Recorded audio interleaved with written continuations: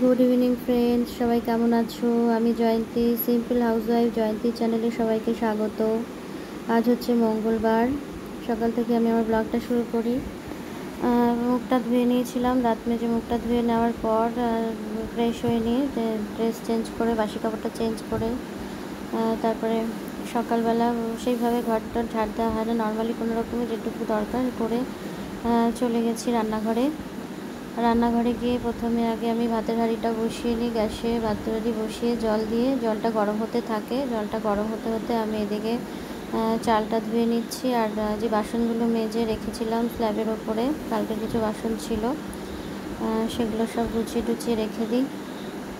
এদিকে জলটা গরম হতে হতে চালটাকে ভালো করে ধুয়ে নিই। চালটা একটু ভালো করে না ধুলে হয় না, চালে প্রচণ্ড নোংরা বেরোয়। যত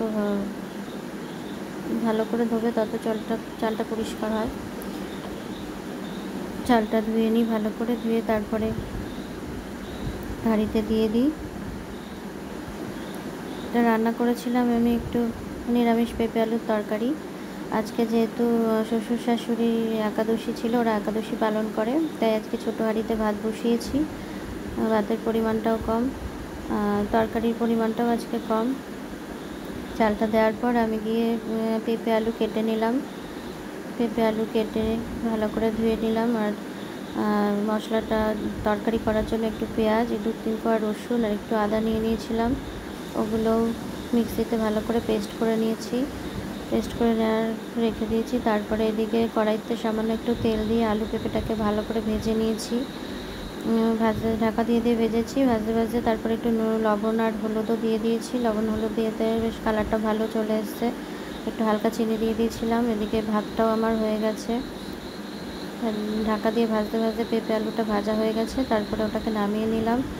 তারপরে আবার একটু সামান্য তেল দিয়েছি। আমি কম তেলেই রান্না করি, তোমরা প্রতিদিনই দেখবে। একটু গোটা মশলা ফোড়ন দিয়ে নিয়েছি, দারচিনি, লবঙ্গ, তারপরে শুকনো লঙ্কা, পাঁচফোড়ন সব দিয়ে মশলাটা যে করেছিলাম সেই মশলাটাকে কষিয়ে নিয়েছি। কষাতে কষাতে একটু নুন, একটু হলুদ আর লঙ্কার গুঁড়ো দিয়েছি।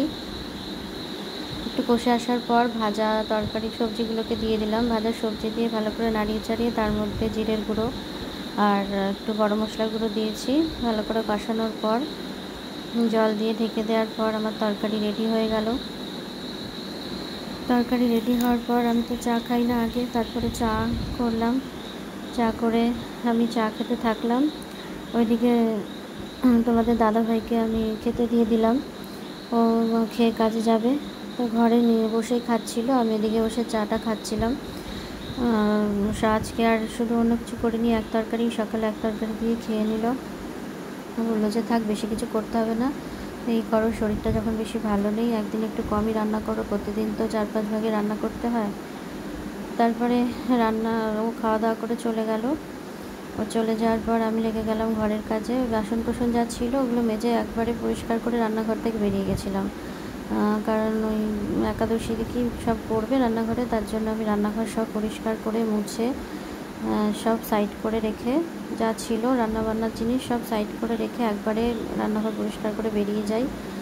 তারপরে বেরিয়ে এসে আমি আমার ঘর পরিষ্কারের কাজে লাগিয়ে বিছানা গুছিয়ে নিয়ে জামা কাপড় যা ছড়ানো ছিটানো ছিল গুছিয়ে রাখলাম। গুছিয়ে রেখে জলের বোতল টোতল সবই ছড়িয়ে থাকে, সব গুছালাম। গুছানোর পরে ঘরটাকে ঝাড় দিলাম। আমার ঘর, বারান্দা, বাইরে যা সব জায়গায় ঝাড় টাড় দিলাম ভালো করে। ইস্ত্রিটা বের করা হয়েছিল সেই শেক করব বলে, আমার হাঁটুতে যন্ত্রণা করছে 2 দিন ধরে খুব। তা শেক করার ওটা বাইরে বের করা ছিল, ওটা ঢুকিয়ে রাখলাম। ঘরটার ঝাড় দিয়ে নিলাম। ঝাড় দেওয়ার পর তারপরে আবার ঘরটাকে ভালো করে মুছলাম। তা পুরো বাড়ি আমার পক্ষে রোজ মোছা সম্ভব হয় না, একদিন বাদে একদিন আমি মুছি। আর ওরা যদি পারে মুছে নেয়, কারণ সত্যি বলতে আমার পক্ষে সম্ভব হয় না। আর শরীরের দিক থেকে তো আমি পুরোপুরি সুস্থ নেই, যতটা পারি শরীরের জোর থেকে মনের জোরেই কাজটা বেশি করি। যেহেতু সংসারে থাকতে গেলে, বেঁচে থাকতে গেলে কাজ তো করতেই হবে। আমরা যেহেতু চাকরি করি না, ঘরের কাজ তো সম্পূর্ণ করতেই হবে। চাকরি করলেও মানুষকে রান্নাবান্না করতে হয়, ঘরের কাজ করতে হয়।